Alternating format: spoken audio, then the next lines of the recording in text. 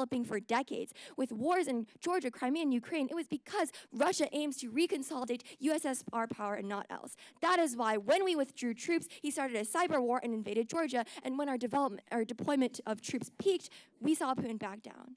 At the end of the day, NATO isn't an organization which is founded and built upon the principle of cooperation. And this collaboration has created a more peaceful world. Thank you.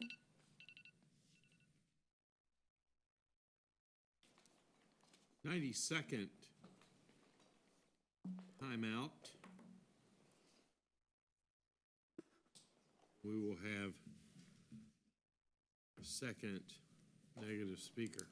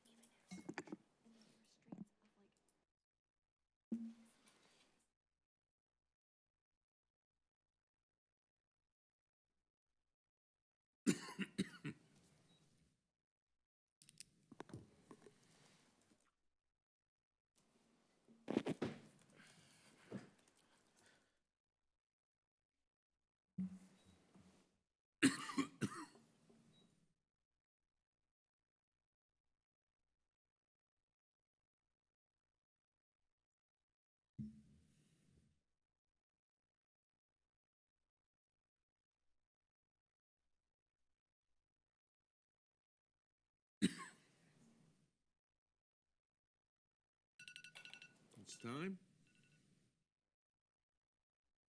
Everyone ready? Give me 2 seconds here to get my timer back to 0. Okay? All good? Yeah. Perfect.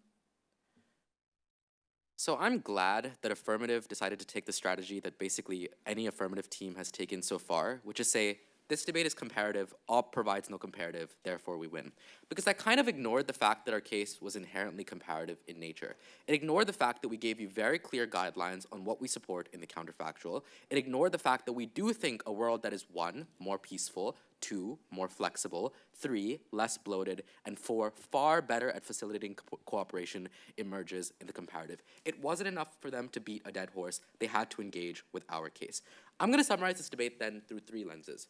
Firstly, I'm going to talk about internal cooperation and go through the various mechanisms that NATO uses and prove why either those mechanisms would arise due to the exogenous factors that exist and therefore aren't inherent to NATO, or that NATO actively makes it worse for cooperation, and then I'll talk about their impacts on deterrence, etc., etc.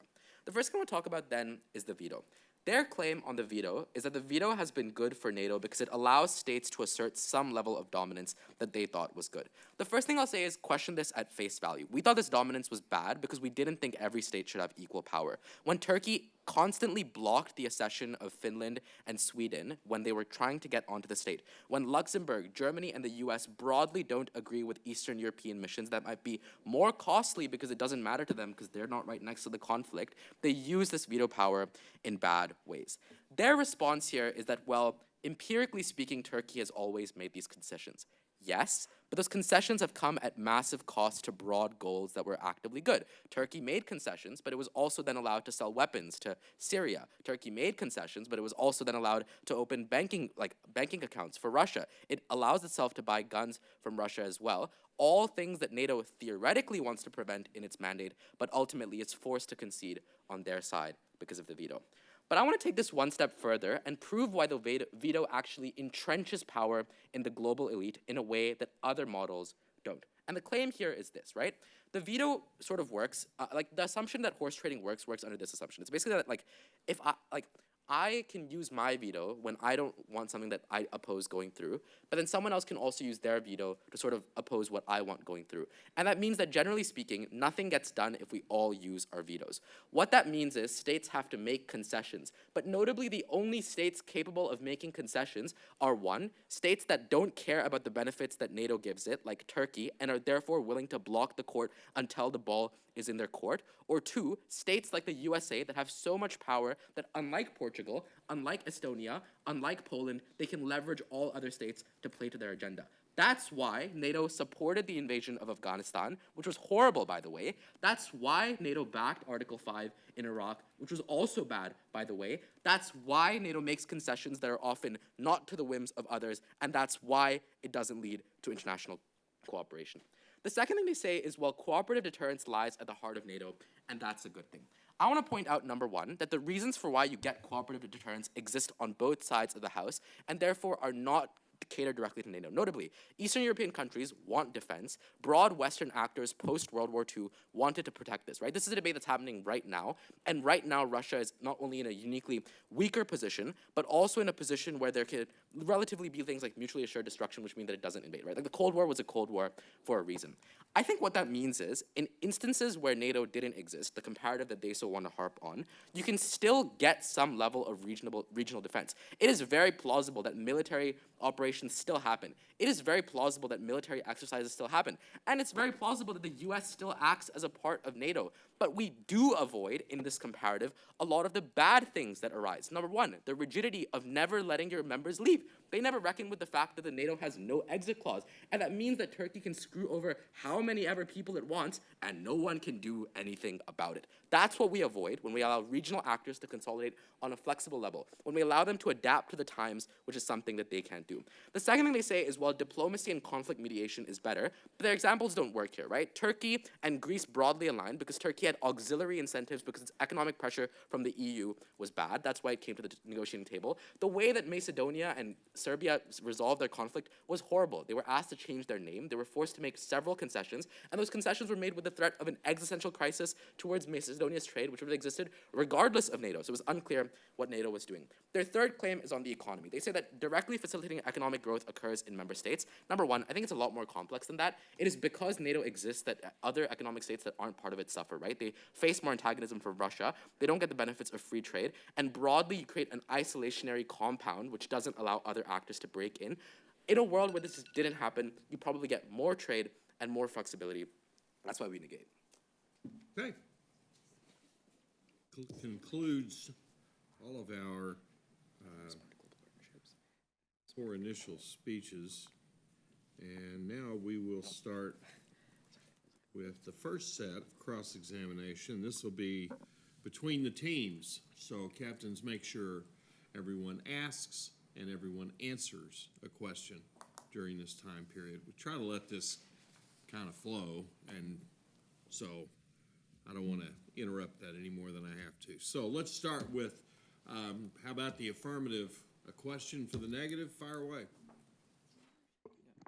So I'll begin. So you gave me a bunch of hypotheticals right there about how a world without NATO would function, including the fact that all these Eastern European countries would form one defensive bloc. The United States gets involved, bringing in its Western allies. How is that not just making another NATO? Well, it's a couple of things. Number one, the flexibility issues that are endemic to NATO don't arise in these instances. You can have very ad hoc multilateral trade organizations that exist, but also we're okay with sacrificing having 80 members that somewhat align sometimes in an organization for the betterment of having bilateral organizations, for having smaller trade. Like, obviously the comparative isn't total isolationism, and you guys need to reckon with that as well. To add on, our comparative is multifaceted. We aren't sticking to one sole model of cooperation. We would support a variety of alternatives that are at their disposal. So when the time suits a bilateral security agreement, we would support that. When it's more efficient to do so, when it's better for members, for their security to do so. On the comparative, though, NATO is a very inflexible and unadaptable model. Thank you. Question? Let's talk. Go ahead. My I'm sorry. apologies. You mentioned this concept of bilateral negotiations. However, we would say that NATO does not kill bilateral cooperation. In fact, NATO recently implemented a new policy where you make bilateral collaboration initiatives with other nations. So I guess my question here would be, if you are truly considering international, global level cooperation, why should we use bilateral cooperation if we are seeking for talks with the world as a whole? Obviously, it's not just one bilateral security agreement. We support multiple across multiple nations all around the world. And the reason why this is one of the alternatives that we support is that we can claim a lot of the benefits from NATO without having to claim all of the harms. We can claim the benefits of negotiating for trade deals, for instance, and negotiating for better security between Greece and the other nation that I forget in the conflict, for instance. So we would support all of those negotiations under our side of the House, but the difference is we would not necessarily support the entire voting bloc or vetoing bloc that ensures that there is an abuse of power across multiple different nations. Can I ask a question? Go for it. So, in a world, let's say, that Russia accidentally lobs a bomb at Poland and it hits Poland, there are obviously discussions that are going to occur, and there are states that are often far removed from the conflict that don't want to send their troops in. Is Article 5 invoked? And if yes or no, why? No, it's actually great you asked that because we don't have to consider this as a hypothetical at all. In fact, I'd say in the Ukraine war, where Russia accidentally or Ukraine accidentally sent a missile into Poland, we see NATO has robust mechanisms for actually investigating whether or not this was an intentional act of violence, and insofar as they investigated thoroughly, we did not invoke Article 5. And just as a follow-up to that, it was Ukraine who sent the bomb, not That's Russia. what I said. But we're saying if Russia sent the bomb, that something would have happened. You guys. If I could clarify. So, second question. Or- When Greece and Turkey came to the negotiation table, what direct factors from NATO facilitated that decision? And do you think there were other factors that might have caused it? Yeah. So I'll go. So when Greece and Turkey went to the negotiating table, NATO was first the one that got them there in the first place. So I'd say that's a big stepping factor. But second, I'd say that insofar as NATO is directly facilitating like presidential or head of state visits with both countries at the same time and encouraging all of its members to actually negotiate, that's the reason that we see all of these countries like Greece and Turkey actually reaching agreements in the first place. Jonathan, do you have a question? Yeah, I do. So let's go back to Russia. So really quickly, if you tell me that Russia's responding to NATO enlargement and it's purely reactionary, why is it that in 2000 to 2010, when NATO started ramping up forces, Russia actually de-escalated? But after that, when the US or NATO pulled out troops, that's when they started launching a cyber war on places like Estonia. And why is it that Russia also invaded Georgia in that time frame when NATO was not there?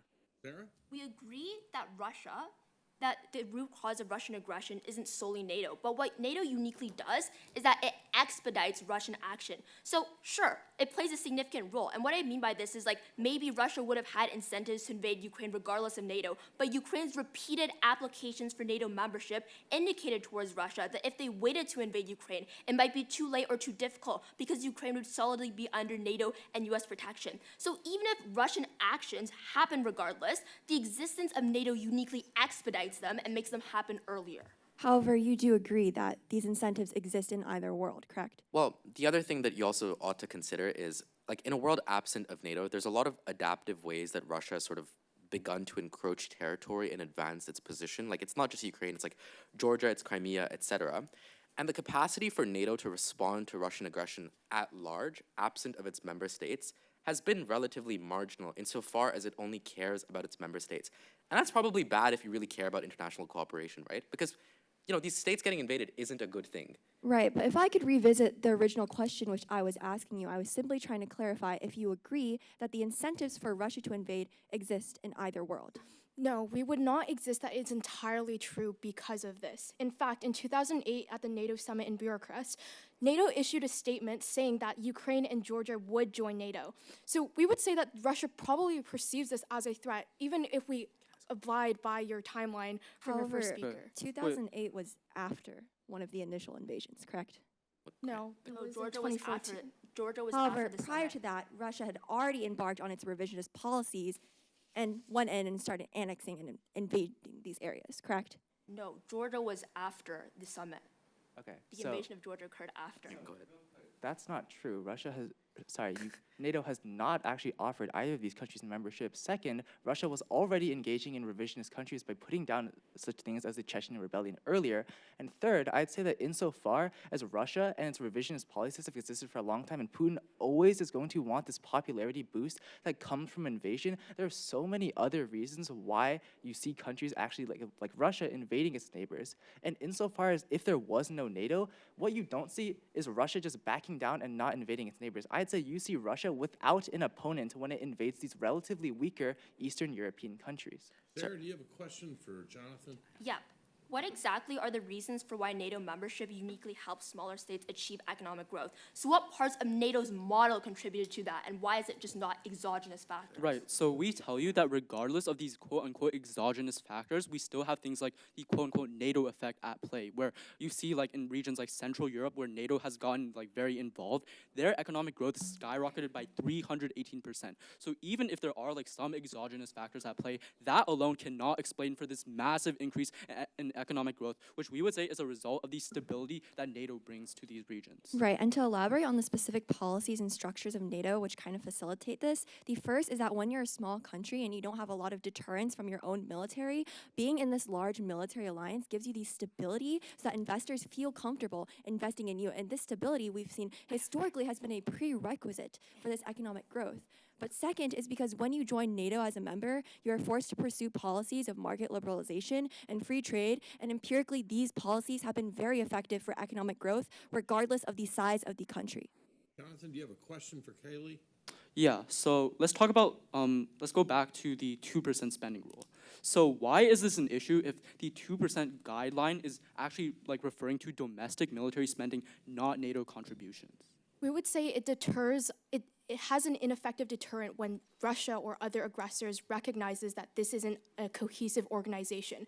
But additionally, our argument was that the reliance entirely on the US is an unsustainable model in other regions that aren't as economically fruitful and can have economic dependence solely on one nation, for instance. Right, But so even in the instance that we have a viable model that can be entirely dependent on a nation such as the US, this is a model that allows for unaccountability, that allows the US to use this leverage of economic dependency over other nations for policymaking. Can we ask a question?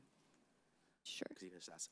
So you mentioned that NATO's response to Ukraine was swift and fast acting, but it wasn't, because Estonia and Poland had to leverage their veto again in order to finally get the US and Germany to concede, because they weren't able to unilaterally use things because of their dependency on NATO in the first place. Absent NATO, there would have been far more individual flexibility and autonomy for them to send these sorts of things. And why does that not happen?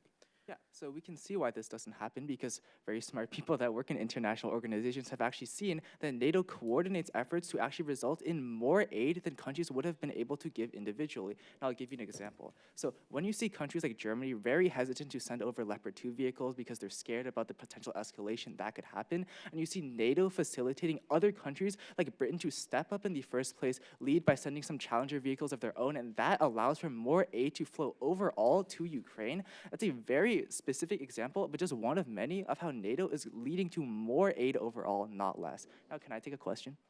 Great. So you tell me a lot about this hypothetical like alternatives, like countries could engage in like bilateral, multilateral. So like what actually happens in Eastern Europe specifically when NATO is not there? So I guess I can take this. We said a couple of things are likely to emerge, and like you said, we aren't the complex, super smart scientists who know exactly what would happen. But we said a couple of things, right? Number one, there's already incentives that they analyze that probably mean that you create deterrent mechanisms anyways. The difference is that they're going to be far more flexible deterrent mechanisms. They won't have no exit clause, for example. They won't have no Article 4, for example. And they won't have binding clauses that make Portugal and Turkey, for some reason, help out when they probably wouldn't, and therefore mitigate this to a much more significant degree. So if anything, reliance... Oh, sorry. No, that's fine. You finish that sentence. So if anything, reliance on NATO is what is likely to make it much harder to get, people to come to the table and act, because there's a bunch of actors that don't. Okay. We will now start the questions from our panel. We have a little time to do this. We'll just try to kind of keep answers somewhat even among the groups if we can. So who's got a question? Okay. If we start with the affirmative, my question for you is, majority of your constructive case, even with a very explicit opening about peace and war, was focused on naming and describing impacts of NATO, and you went into details describing things that happened in the history. Could you maybe extend a bit on, let's say, structural analysis behind these impacts? Can you offer as unique and inherent characteristics of the model that you believe uniquely contributed to the impacts you're talking about from like peace, economy, diplomacy? Yeah, so I'd say there are a few, but I'll be really specific. The first is Article 5, which establishes mutual defense within these countries. And you can see Article 5 play out across all of our contentions. So, for example, deterring the Soviet Union during the Cold War was a factor of Article 5, which allowed for the integration of all of these different militaries together, nuclear weapons, and more. Second, when you look towards economic gains, that too is caused by the stability allowed by mutual defense through Article 5. So all these countries receiving increased investment is because they're now a much safer place for businesses to actually locate. And third, I'd say that the diplomatic effects of NATO extending its partnerships across the world are because NATO provides such a unique security benefit. Like with the countries in the Pacific right now, they're talking to NATO because NATO's Article 5 is so integral to global security. So And- what you're saying is without Article 5 in a model, that could be the alternative to NATO, those impacts would probably not happen. Yeah. Thank you. I guess I'll ask the first question to the negative then. Let's stay with this concept of structural analysis. Obviously, you all can both agree, both sides would agree, NATO's sometimes good, NATO's sometimes bad. That's pretty clear. So the question becomes model differential at that point. And so I guess my question to you is, for these, let's call them replacement models, okay, that your comparative is contingent upon, what are the factors structurally that cause one of two conditions to happen? Either A, that you are going to avoid these problematic elements of NATO, or B, that these bilateral and other relationships are not going to trigger Russia in the same way as they're reacting that you're arguing now. Sure. So with the first thing, I think there's a couple of differences that arise between NATO and other alternatives that make it a lot easier for you to avoid the problems. The first problem we identified, I think by and large, was flexibility, right? So flexibility in members, flexibility in decision-making, flexibility in outcomes. We think when people become reliant on NATO, which is what we saw happen in the status quo, the decision-making process becomes slower because belligerent states or states that are a little bit further removed don't have an incentive to do this. I think comparatively, it's harder to say because I think with different situations, different sorts of institutions arise. But just as an example, right? Comparatively, let's say we're talking about like increasing military exercises within like Eastern Europe. And you want to work with Finland and Sweden, and you're like Estonia, all these Eastern European countries. The lack of Turkey arising or existing, and the capacity for you to still create these ad hoc institutions, given that, you know, they say a little bit like you can probably kick out Turkey, like that seems to concede that you can create these ad hoc institutions, would be better at suiting, like better at catering to the needs of the people that are the most proximate to Russia, to Eastern Europe, and also then skirt past the problems of flexibility that we talk about. I think there's a couple of other ones. So the veto one, I think I explained very in depth in my speech, which is like veto uniquely gives leverage to the United States in ways that other models simply won't, which is that like you can act independently outside of NATO, or you can act independently when there's no NATO, and it's very hard to do that when you're bound to the veto of NATO. In terms of your second thing, which I think is a little bit more pertinent in terms of like how would this not trigger Russia aggression? So first of all, I think this is a little bit hard to say, but I think the biggest thing is, as they themselves point out, there's a nuance in the way that Russian aggression is sort of triggered, which is that it isn't just how Putin generates propaganda, because he generates propaganda on either side, sure, but it's that the existential threat that exists on your borders and the way that you adapt to that is fundamentally different in their world. Where if the U.S. is like the bastion of NATO, if the UK and like France are the ones that often mobilize their troops in the first place, the capacity by which like technocrats within Russia are scared, for example, which is a reason for why they pulled out a lot of their capital from UK, is far greater. That doesn't happen on our side, so that's good. But secondly, I think you can just adapt to what Russia is going to do. So even if we can see that Russian aggression is symmetric in both worlds, I think the point that we're trying to make is that Ukraine or Crimea or Georgia or all of these examples where Russia has just adapted its strategy to work around NATO could also be prevented, because you could work with Ukraine if you wanted to and not have everybody say that, now we're gonna, like the reason Poland doesn't work with you. Affirmative, you get a chance to respond Yeah, to sorry. that. That's pretty long. Go ahead. So, all right, so I say looking at these things, I'd say this misses the nuance of why NATO is deterrent in the first place. Even if, like, the Baltic states, like Latvia, Estonia, Lithuania, even if all of them team up, they're not stopping Russia. Like, their conventional abilities are not enough to deter a threat like Russia. The same for a lot of these other Eastern European countries. So at the end of the day, you end up in a scenario where the US once again has to partner with countries. But this time is even worse because it's individual partners with countries that are literally on the borders of Russia. I'd say that triggers any Russian aggression anyways. And I believe that the judge brings up a very important point here, which is if these other methods of cooperation that arise are going to be so similar to NATO, except without the lack of flexibility, the perceived threat to Russia is the same. It is still the perceived threat of Western encroachment, which is what they talk about. That perceived threat does not change, which means that their alternative or their model is not solving for the problems which they talk about. Right, and I would like to add that if anything, the current model for NATO is actually better than the model they propose, because remember, like, they never actually name you a specific time or instance where this so-called inflexibility has led to like negative outcomes. Like remember, their only example that they give about like Turkey using its veto, remember Lily like tells you in rebuttal that every single time NATO has managed to resolve these disputes because the model inherently forces these countries to work together and be flexible and come to compromises. And that's something that the negation never addresses. Marshall, do you have a question? Yeah, I do. So this is a big picture question, and I'll start with the negative. So, you know, we all know the history here. Europe has had many, many wars, Napoleon, Hitler, on and on. So now we have, what, 70 plus years of peace in Europe. Forget about the other parts of the world. So with the resolution calls for a model, not maybe the best model, but is it an effective model? So how do you respond to the proof that we have 70 years of peace as a result of, and maybe it's not the result of, but connected to NATO's existence during those 70 years as compared to decades and centuries of wars in Europe?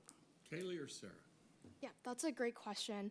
I think that a lot of these impacts cannot be solely attributed to NATO's existence. For instance, the allies that won World War II reaped massive economic benefits from the war. They have established the EU, which also reaps massive benefits economically for all of these nations. So there isn't a massive incentive to go to war. And there's also a lot of peace agreements through the UN, for instance, or instances in where you have certain bodies of the UN to enforce peace throughout Europe, for instance. So we think that there's multiple other factors that allowed peace to continue. And perhaps it's not entirely the case that NATO has attributed all of those impacts. We think that there's a variety of other exogenous factors that have contributed to this. So like the military size, the economic growth within Europe during this time period, for instance, which we think all contributed to the peacetime effort during that time.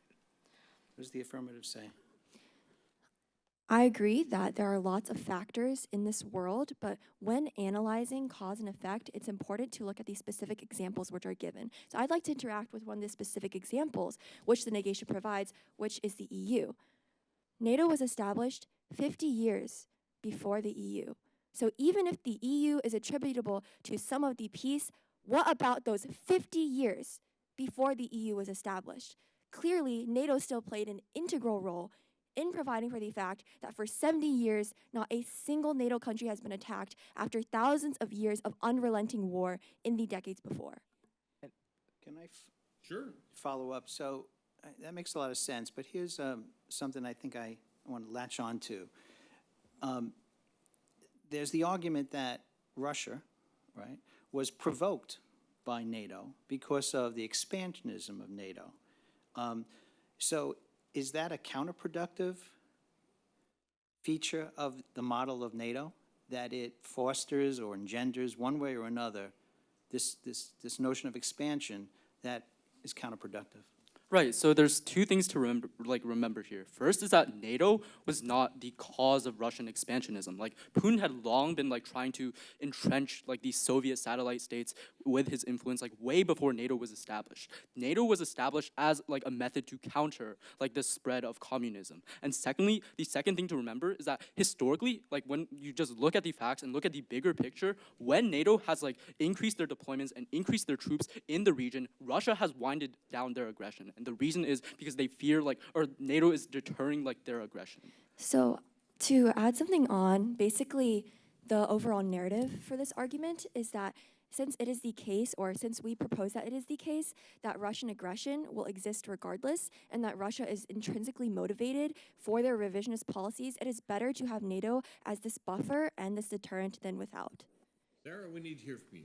Yeah, so one thing I actually wanted to add on in response to earlier questions, I didn't get time at the time, but in response to an earlier question about the peace that currently exists within Eastern Europe and Europe in general, is that in some ways, NATO actually hinders the protection and the ability for states to protect one another. So for example, because of Article 5, which is the Collective Defense Clause, this means in the context of the Russia-Ukraine war, other Eastern European nations, like Poland, for example, can't directly help Ukraine because otherwise that would trigger an attack on all of NATO, meaning the ability for other countries within Europe is hindered because they're part of NATO, which has this Collective Defense Clause treaty in the first place. Right. So Question? I'd like to hear the answer to that. It's Sure. a great Can argument. yes. So first, I'd say that all of these other countries would not be contributing at all to the situation in Ukraine were it not for NATO. And the reason is simple. None of these countries want to get into conventional war with Russia. None of them have the capabilities to deal with the kind of military that Russia possesses, not to mention that none of them have nuclear weapons. So why is Poland brazen enough to send tanks to Ukraine in the first place? Is because they're protected by NATO. They know that they have the backing of the United States. They have the backing of all these other nuclear powers. They're the reason that Poland is actually giving aid in the first place. And I'd say no country is ever going to fight Russia in a conventional war without that kind of backing. If I could elaborate on that, another big thing that the negation mentions is that they mentioned that Poland, these countries cannot help because they are in NATO, but we would say that is just not true. We've seen that all of the NATO countries are working together to send aid, and despite that, despite the fact that they're sending aid, we haven't seen a Russian attack on Poland like they're talking about. Need to direct some questions to these guys if we could. To the negative, I will return back to the question that Mr. Baker did steal from me a bit. I wanted to ask this, but because I think this is something, the problem of counterfactual or the alternative comparative is something that obviously is important to judges. I do want to give you a chance to expand more on it so that we will be able to make an informed decision. So it seemed that majority of your case, if I'm hard on you, to some extent seemed like a demand for perfection, right? A lot of your constructives were going simply to conclude because NATO is not perfect, because there are a lot of negative sides and harms. This is why we could not call it an effective model, right? Implied strategy behind this, because it's not perfect, it's not effective, that's demand for perfection. Then you were called to come up with some sort of the alternative, and I get it, like you would make it flexible, you would make it relative to the context in which you are. However, you were very explicit later on that you do want us to compare this with some sort of the counterfactual. You even said in the second speech, I believe, that you can claim all the benefits without the harms. And that's a very strong statement. So we need to know how exactly can you do that, right? We need, if you want us to compare on that, we need to know if that's feasible and what does that mean. Then in response to Mr. Baker's question, a lot of your points that you brought up were not necessarily the unique elements of the model that you are proposing, but were simply the benefits of the model that you seem to be proposing, such as flexibility and so on. So my question is, what did I get until that point from you is that what you are proposing and what you want us to compare the NATO to is ad hoc coalitions without the veto power. Is this what we should compare the NATO to, or is there any other comparative in this debate present? I think that's one of them. I think if I were to just list out a couple of others. So for the economic stuff, by and large, we think this should be separate from military cooperation. So blocs like the EU, we think, are broadly more effective and would have emerged earlier had it not been for NATO existing in these areas. Just an example.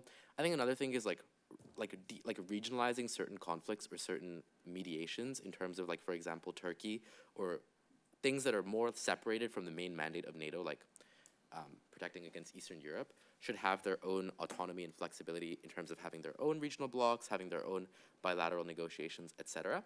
And I think the final thing, just on the ad hoc part of our model, is that it isn't just ad hoc when Russia decides, hey man, I want to invade and I will invade, but it's also that as like different countries evolve, as Turkey becomes more conservative, as Portugal or as the UK wants to back things more or less, and even Russia for the matter of fact. Like Russia pre-Yeltsin and post-Putin are like two entirely different countries, right, in the context of this debate. Like all of those things are things that NATO just couldn't adapt to, and those are the things that we think would emerge, if that makes sense. I'll add two other things. We would also support smaller organizations that are not military-based. So the problem with NATO is that they pose such an existential threat because it is focused on its military and because of its massive size and its access to the nuclear arsenal that has posed an existential risk to Russia. And so what we would support, in addition to all the alternatives that Tanush provides, is smaller organizations that aren't centrally focused on military bases, but rather focus more so on economic prosperity or general success within each individual nation, through whether that be through ad hoc bilateral security agreements or any other smaller organizations and coalitions. Just a quick follow-up. Do you think that feasibility of this different alternatives is something the judges should take into the account while evaluating the debate? I mean, I think, you know what, I'll take the harder burden and say yes to some extent. And I think the reason for that is because the incentive analysis was largely symmetric on both sides of the House, right? And if that incentive analysis broadly exists, then the likelihood of there being emergent sort of coalitions and emergent multilateral or bilateral things is also likely. I will follow up and say that it shouldn't be the core voting issue in this debate. And the reason as to why is because a model can still be effective or ineffective, irrespective of what the alternative is. Because even if we concede that the alternative world is far worse, that doesn't dispute the fact that NATO is an ineffective organization. So although the alternative is a helpful fact to know about, it is not necessarily the sole adjudicating factor insofar as it doesn't necessarily mean that NATO is effective or ineffective. Other questions? Go ahead. So I'd like to then get back to the negative, following your exact point. Is it effective? Is NATO effective? And one of the main arguments that the affirmative made was that from an economic point of view, it's been effective. And they gave a few examples like foreign investment into a more stable Europe, 380%, and even stopping piracy. So I didn't really hear a direct answer to that issue. So this was actually going to come out of my third speech, but I suppose now or then it doesn't really matter. So the problem is, while there can be a correlation, none of the events that affirmative specifically talks about has been linked to it. So like, why exactly does NATO cause economic growth, or why did it cause a reduction in raids in Somalia? And we suggest it's the opposite. It's because of exogenous factors, and I'll deal with both situations specifically. So for example, in the context of Somalia, the reduction in piracy wasn't linked to NATO's aid specifically, but rather it was because shipping companies got better at protecting their cargo through the installation of defense mechanisms like water cannons. So it's not just because NATO existed in that region, but it's because of these exogenous factors that affirmative chose to ignore that contributed to this. Yeah, just one more thing on the European Union. So there are plenty of other reasons as to why many of these countries would have experienced economic growth, and the reason affirmative gives for this is basically like, military stability is a prerequisite for economic growth to get investment and stuff like that. But the problem is that's actually not the case, because if we're talking about newer emerging countries that are economically poor, it becomes very difficult for them to like spend 2% of their GDP on the military when they have things like mass poverty and like failing state education and public health care. So it's actually not the case that military stability is a prerequisite. I just want to add one small thing as well, which is something I mentioned in my speech, which is that actually NATO being created and having a dependency isolates other countries that will obviously experience economic growth when it joins it.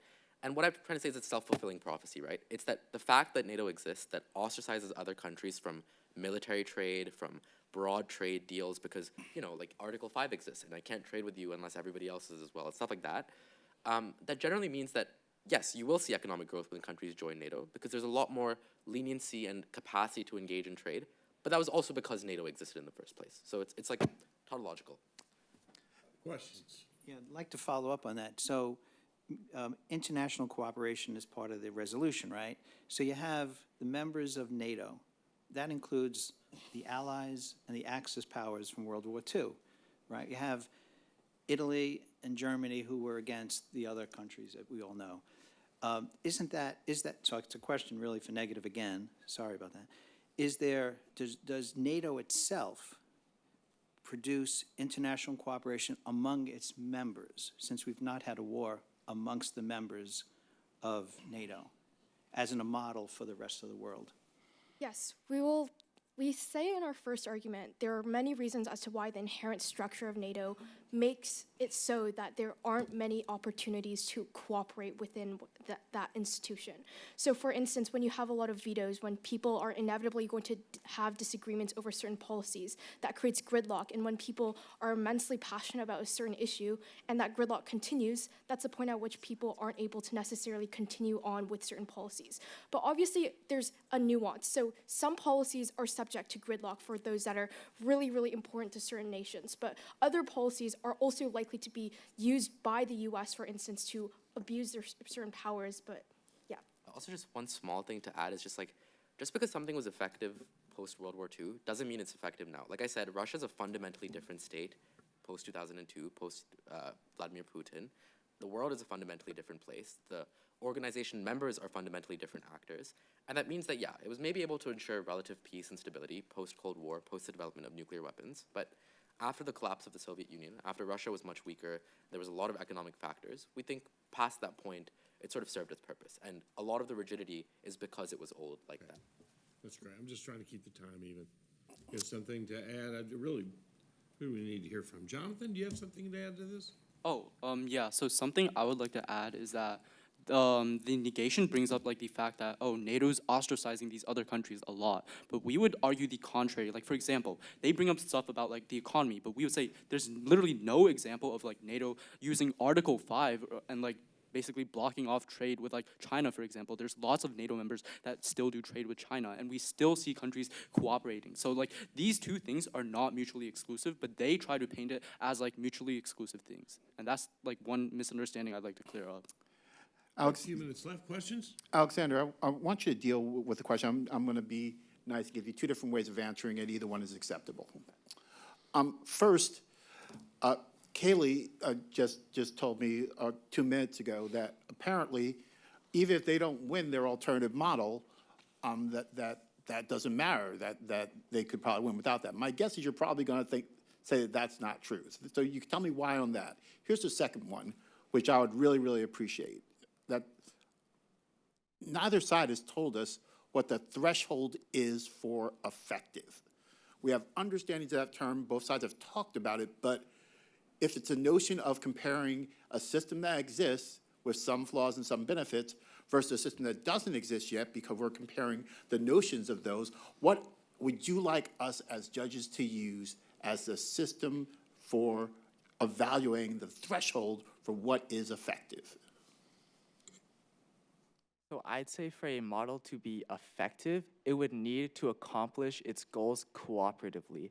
Now, my opponents have brought up that NATO's purported goals are global peace and stability, which I agree with. And at that point, I'd say in order to effectively compare the two models, you'd look at how peaceful and stable the world is with NATO compared to what my opponents are proposing. I'm not exactly sure the model because they didn't specify one, but I'd say insofar as you can compare what happens with NATO, what happens without NATO under their world, that's the specific ways that we'd like for you to evaluate whether or not NATO is effective.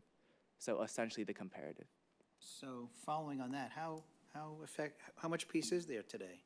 We have a war going on, and the argument that Negative is making is that the expansionism of NATO pushed Russia to the point of war, which can be argued all day long. So we're in a war right now. Right. So is it effective? So I'd say, looking at the past 70 years holistically, yeah, it's been incredibly effective at preventing war. I'd say if you want to isolate the recent increases in Russian aggression, look no farther than what my partner Jonathan said earlier. Whenever NATO's in the region, whenever they spend a significant amount on the military and send in their troops, Russia backs down. But whenever NATO leaves the region, and whenever NATO withdraws its troops, that's when Russia launches cyber attacks and starts annexing its neighbors. I'd say it couldn't be more clear than that. Right, and obviously, we do not have world peace today. There are still very many conflicts which are going on. But again, going back to the comparative, if you look to the era before NATO with World War II, World War I, and all of these conflicts between different warring superpowers, we would say that comparatively, relative to what was before NATO, the world in general is a lot more peaceful. For example, to talk specifically about the European region, prior to NATO, that region was constantly at war. I mean, in our world history classes, I'm sure we all learn about it. However, for these 70 years after NATO, we have never seen states within Europe that are in NATO going to war with each other.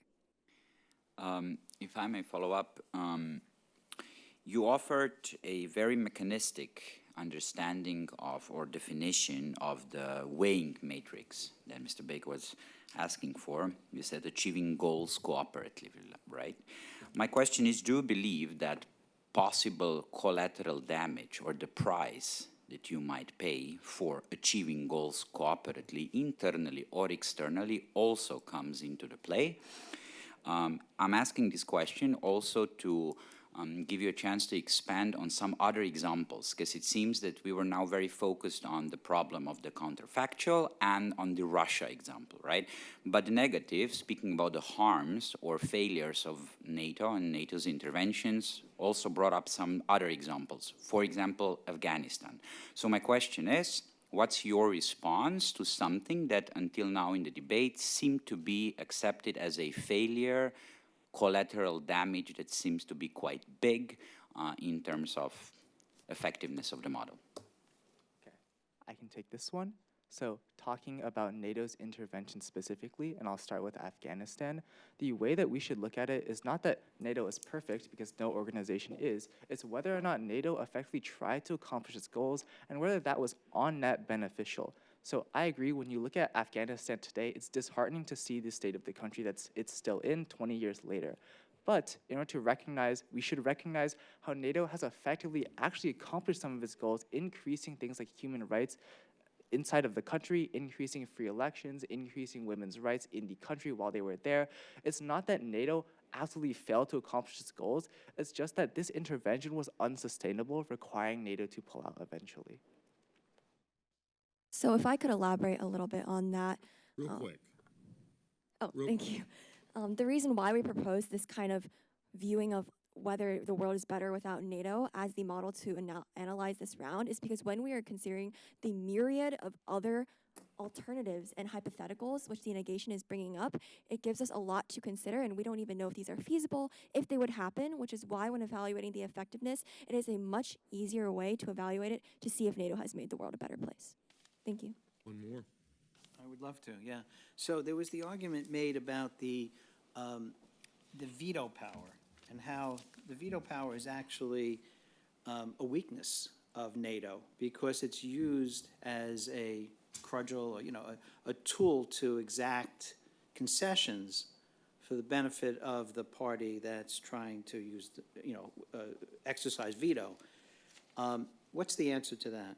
Right, so one thing to note is that, sure, Turkey, may have used its veto before to, get concessions, but remember, we also say that this mechanism inherently forces countries to cooperate, because, for example, Lily has said repeatedly, at the end of everything, we've always been able to accomplish, or NATO specifically has always been able to accomplish its goals by getting Turkey to stop using its veto. And also the Turkey having a veto itself inherently forces it to cooperate and have to negotiate with other NATO members in order to get it to lift its veto, which we would say is actually on net a good thing because it encourages this consultation and also basically cooperation. 30 seconds. If you want to respond to answer? that. Yeah. Sorry, what was the question again? He's saying that there's cooperation as a result Right. of veto, there's a back and forth that somehow results in something better. So the thing is, even if you ultimately end up getting, for example, Finland and Sweden joining NATO, the process itself is coercive and unproductive. Because think about it this way, right? Like, every time you have to engage in horse trading to get unanimous consensus and vetoes, that means that you're inherently watering down the policies and the interventions that NATO produces through this process of horse trading, which is why vetoes uniquely create more watered down and diluted policies than otherwise could have emerged in the absence of things like vetoing, where you wouldn't have to do things like horse trading to get policies passed, and when coercive concessions wouldn't happen. Catch your breath, and we'll start right over again here, because we're going to start back now with the final rebuttal speeches. And the first one will be from the negative for a period of 5 minutes. You may begin now.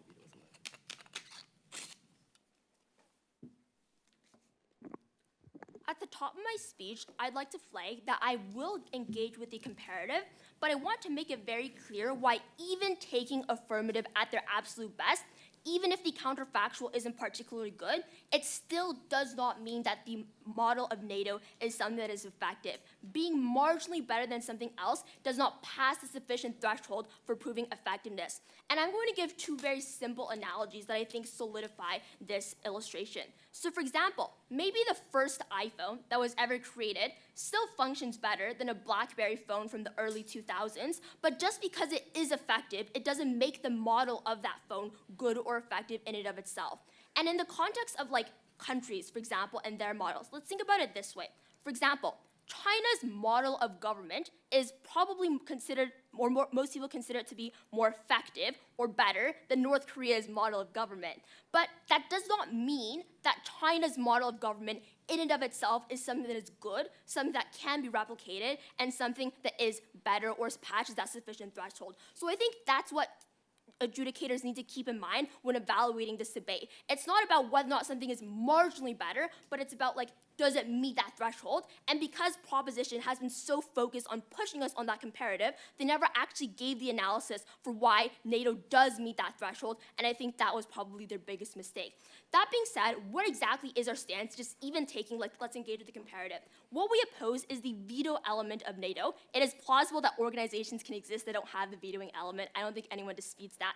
We oppose the mission creep of NATO. We oppose how NATO overcommits to defense and how too many nations are within its umbrella. What we support is the limited forms of cooperation, so smaller, multilateral, bilateral, so regional cooperation between smaller East Asian states. I think all of that has been pretty clearly illustrated. But lastly, I want to point out that like pivoting towards the comparative instead of actually engaging with the reasons we give for why specific aspects of NATO's model make it ineffective, like the non-binding nature of Article 5, is also a problem that proposition has experienced. Let's quickly get on to two questions then. First question about external cooperation, and second on internal. Firstly, on external, I think like what you need to consider when judging this aspect of this debate is cooperation created because of NATO, or would that have existed possibly in better methods outside of the organization? And I think the best clash and example to use here is when affirmative says that like Poland only provides tanks for Ukraine right now because they fall within like the United States nuclear umbrella.